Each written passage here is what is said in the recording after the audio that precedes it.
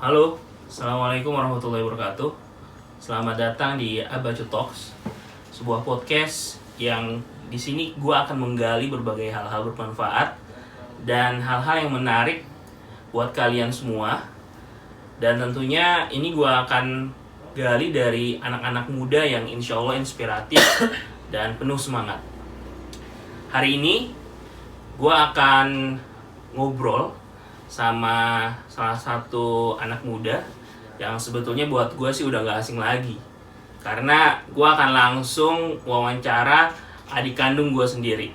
Oke, sekarang gue udah bersama Umair. Yuk. Gue biasa panggil dia adek. Secara dia kan anak kembar ya, nama kembarannya namanya Amar. Nah kalau Amar gue panggil abang, nah ini si Umair gue panggil adek.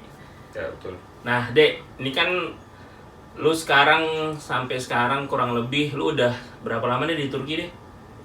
Gua di Turki udah 4 tahun jalan 5 tahun 5 tahun dari tahun 2016 ya? 2016. 2016. Nah, kalau yang gua tahu kan lu cukup mengharu biru tuh waktu ke Turki gitu. Tapi sebelum kita ngomongin ke Turki, gua pengen tahu dulu nih pengalaman hidup lu dari lu TK gitu. Walaupun gua abang lu, cuma gua belum nggak terlalu tahu detail gitu kan. Mungkin ada momen-momen di hidup lu yang ngebentuk lu sampai hari ini gitu kan. Nah, gua pengen tahu tuh lu dari lu TK, lu SD, lu SMP lu gitu, terus lu SMA gitu kan. Mungkin ada hal menarik nih yang bisa jadi inspiratif buat anak-anak yang nonton podcast ini. Oke, pengalaman gua sih kalau dari TK sebenarnya kejauhan ya. Kejauhan nih. Nggak apa-apa lah. Gua itu di TK sama SD di SD Tia Bata. Oke. Ya itu gua berarti berapa tuh dari 2000 gua masuk 2003 kalau nggak salah TK. 2003 lu kelahiran 97 ya? 97 gua. 2001. 2001 dan itu lu TK angkatan berapa tuh? TK itu gua seingat gua angkatan pertama atau kedua ya? Sama sama kedua tuh. Iya Oke, sih. masih awal-awal ya. Awal-awal banget. Oke. Ibaratnya yang kayak gedung belum jadi kan. Gedung belum jadi. Iya, terus masih gonta-ganti kelas. Terus muridnya masih dikit. Ya pokoknya inilah awal-awal banget lah. Oke. Terus? Nah, terus gua lulus TK, gua masuk SD kelas 1. Nah, itu juga kelas 1 itu gua angkatan kedua di SD. Angkatan kedua di SD Tia Bata. Oke. Terus gua lulus di tahun 2009 lulus SD. SD habis itu lu SMP. Nah, gue SMP juga ngambil di ini SMP IT. Jadi gua SD, SMP itu TK, SD, SMP gue Islam semua. Islam terpadu. Terus lu Islam terpadu gitu kan, terus berarti lingkungannya ini ya, homogen ya, ya. mendukung lu lah. Ya betul. Tapi sebelum lanjut ke cerita lu ke SMA, yang kalau menurut gue ini menarik juga karena kan kalau SD, SMP, terus TK kan pendidikan formal ya, ngikutin ya bisa dibilang orang pada umumnya gitu ya, kan. Betul. Nah, kalau sama saja jabatan sendiri, yang lu rasain tuh apaan tuh? Mungkin maksud gue gini, apa ajaran apa yang paling lu inget dari Abata? Which is kan lu masih ya awal-awal lah gitu kan, mungkin fasilitas masih kurang sana sini, guru mungkin masih sedikit. Bisa jadi guru yang aja tuh itu aja gara-gara kalau SDM ya nggak sih? Iya sih betul. Nggak? Terus atau apa mungkin pesan yang paling lu inget dari guru lu, atau ada nggak sih guru yang paling lu inget, pengalaman paling ngebekas sama lu di TK sampai SD itu? Gua nih, kalau pengalaman gua yang paling ngebekas sebenarnya apa ya? Gue nggak terlalu, kalau SD SMP tuh kayak apa ya, belum terlalu liar. Iya, maksudnya quarter life itu kayak quarter life belum. Itu belum kan, maksudnya masih jauh banget gitu. Okay. Jadi ya udah gue lebih banyak main, terus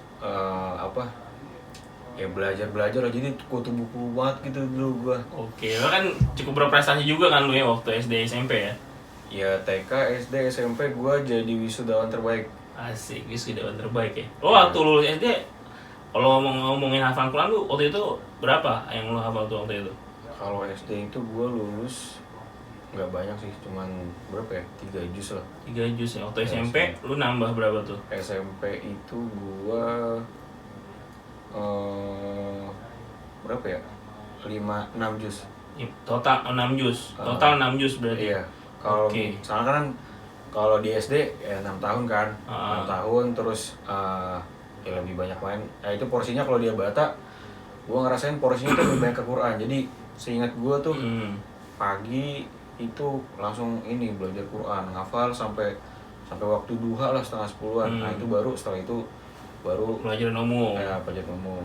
Oh gitu. Kalau SMP gua itu udah mulai tuh jadi fokus ke pelajaran, ikut olimpiade segala macam. Nah, SD, SMP, nah kemudian lu masuk SMA nih kan? Ya, Nah SMA kan yang gue tau lu homeschooling nih, ibaratnya lu kayak ngedobrak ngedobrak pakem orang-orang pada umumnya. SMA nih. Kan, ya padahal lu waktu itu setahu gue lu name lu cukup tinggi, terus lu udah diterima di SMA negeri juga gitu kan? Iya. Habis itu tapi lu akhirnya mutusin akhirnya homeschooling gitu. Iya. Homeschooling yang gue pikir tuh cukup cukup gambling juga gitu kan, terus cukup berisiko lah, bisa dibilang kelinci percobaan dalam tanda kutip gitu. Iya. Tapi ya lu ambil itu dan lu jalanin gitu, walaupun gue tahu tuh nggak mudah gitu homeschooling ini dengan konsep yang mungkin kita masih ngeraba-raba gitu kan. Nah, apa yang lu rasain ketika itu? Dan lu apa yang lu lakukan setelah proses homeschooling itu kayak gimana sih? Yang lu jalan saat itu? Oke. Sebelum gua homeschooling itu sebenarnya sih gua masuk pesantren. Pesantren tahfiz Quran. Nah, pesantren tahfiz Quran pun itu gua pindah-pindah. Jadi gua seingat gua tuh 2 kali pindah gua. 2 kali pindah. Jadi lu habis lulus dari SMP langsung homeschooling kan ya? Belum, gua santri Quran dulu. Santri Quran, oke. Santri Quran dulu gue 1 tahun, hampir 2 tahun lah. Itu gue pindah di 2 tempat yang berbeda. Karena ibaratnya tadinya gue SD SMP kan ibaratnya gue kayak sekolah ini nih biasa tuh, maksudnya pulang pergi kan. Kalau SMA gue masuk tahfiz itu jadi literally all-nya semua tahfiz semua gitu. Tahfiz semua. Jadi nggak ada yang namanya. Banyak otak lu ngapal aja pokoknya. Ya ngapal aja. Pokoknya lu ya udah lu hatamin Quran lu hafalin tuh semua gitu. Oke. Ya. At the end gimana? Lu berhasil tuh ngapalin Quran 30 juz. At the end alhamdulillah gue bisa nyetorin semua. Cuman nyetorin 30 juz ya. Ya. Oke. Pada saat itu tapi kalau gue diuji itu cuman ini 10 juz karena gue ngejar wisuda. 10 juznya random atau gimana tuh? 10 juznya itu nggak random, dia 15 juz terakhir. Oh, 15 juz terakhir. Oke. Berarti lu ngambil 10 juz terakhir yang lu storein. Iya, betul. Oh gitu. Oke. Habis itu 2 tahun kan lu kurang lebih 2 tahun gue kurang lebih, terus itu gue juga setahun di satu lembaga, setahun lagi di lembaga lain. Oke. Ya, terus nah baru setelah itu gue masuk homeschooling. Ngapain tuh lu? Nah itu gue homeschooling itu ya ibaratnya ngejar ketertinggalan gue dalam ilmu Perjalanan umum. Ya, perjalanan umum lah. Oke, sebelum lanjut, pertanyaan gue selanjutnya adalah lu kan ibaratnya udah cukup lama nih, waktu 2 tahun buat ngafal gitu kan. Dan gue sendiri waktu itu sempet ngerasain gitu ya. Ya gue walaupun nggak sampai 30 juz, gue cukup lumayan lah hafalan gue gitu. Tapi yang kalau gue pribadi ngerasain, ketika gue punya hafalan tuh itu sebetulnya ya di satu sisi mungkin prestasi gitu, tapi di satu sisi lain gila, ini gue ngerasa berat juga gitu. Men, gue orang ngecap gue hafiz gitu kan, udah hafal 30 juz, walaupun sebetulnya leveling kualitas hafalan tuh macem-macem gitu. Ya, tapi yang paling gue rasain saat itu adalah spotlight itu bisa ke gue, dan kayak sorotan seberapa akhlak lu bagus gitu. Apakah lu bisa yang ngimbangin hafalan lu itu dengan akhlak lu. Nah, kalau lu sendiri ngerasain gimana? Ya ibarat itu sih sebenarnya jujur itu jadi beban tersendiri buat gua gitu. Oke. Karena selain lu udah ngafalin Quran, ya itu lu harus ngamalin isi Al-Quran. Oke. Itu pun Rasul juga sahabat Rasul, setahu gua dibilangin sama guru tahfiz gue dulu pas di lembaga tahfiz itu, ya sebenarnya kamu nggak usah terlalu terburu-buru buat ngafalin gitu. Toh yang terpenting itu kamu bisa ngafalin dan memahami isinya gitu. Oke. Gitu. Jadi nggak terlebih udah gue selesai nih istilahnya gitu kan. Nah bebannya di situ gue harus mengamalkan apa yang telah gue hafal dan gue baca gitu. And it's not easy ya. It's not easy, very hard lah. Very hard. Oke. Oke. Jadi pengalaman homeschooling lu tuh gimana tuh? Pengalaman homeschooling gue itu homeschooling 1 tahun. Nah setelah homeschooling gue Ambil tes UAN. bukan tes UAN, SBM lah. SBM. Ya kan UAN dulu. UAN dulu. Nah, UAN. tapi homeschoolingnya tuh gimana tadi? Lu di rumah terus guru dari kayak semacam lembaga gitu datang ke rumah buat ngajarin. Ya, jadi homeschooling tuh kayak ada 2. Kalau setahu gue ya, ada yang ke tempat homeschoolingnya. Jadi literally kayak sekolah biasa, tapi cuma nyampur aja. Habis itu ada yang datang ke rumah. Nah, gue yang datang ke rumah. Oke. Itu gue berdua sama kembaran gue. Ya sama adik lu juga.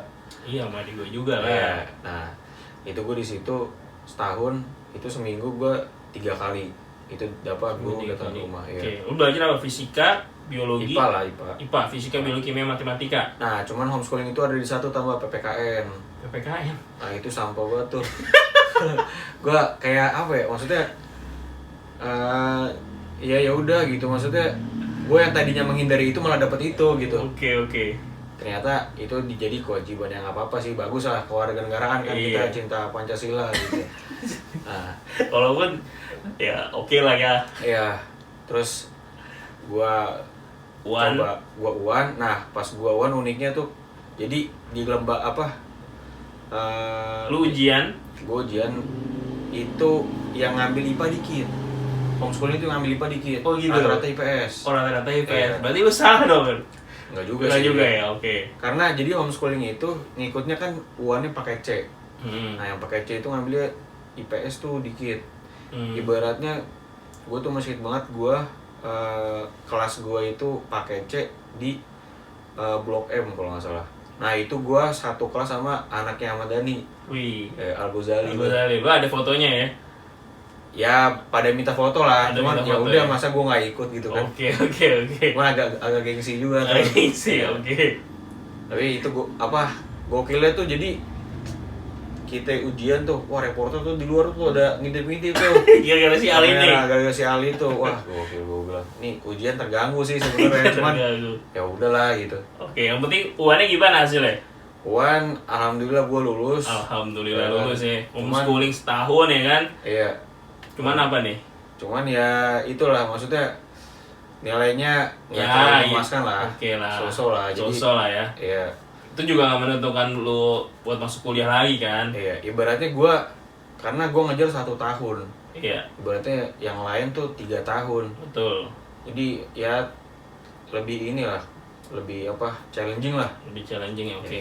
Terus akhirnya buat kan di tahun itu lu berhasil lulus UAN tapi belum berhasil masuk yang SBMPTN ya? Iya, gue jadi PTN.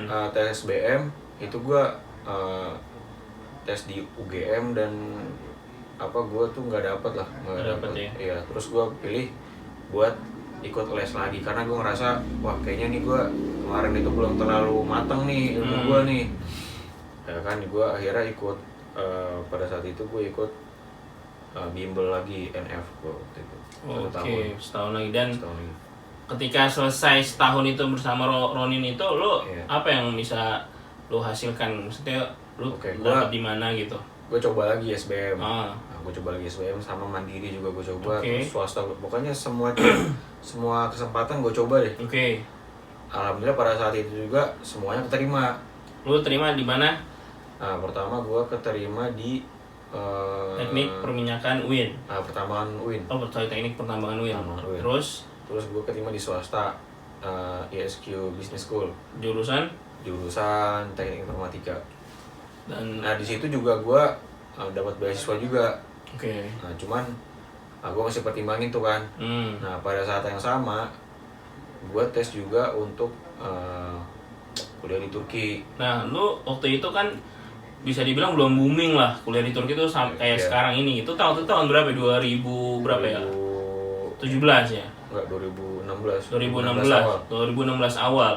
Nah gimana ceritanya waktu itu lu dapat info itu dari mana? Terus tesnya kayak gimana sih waktu itu? Sebenarnya kalau kuliah di luar negeri itu sebenarnya udah banyak ya. Cuman ya tergantung lah, ada yang full beasiswa, ada yang mandiri, ada yang agensi.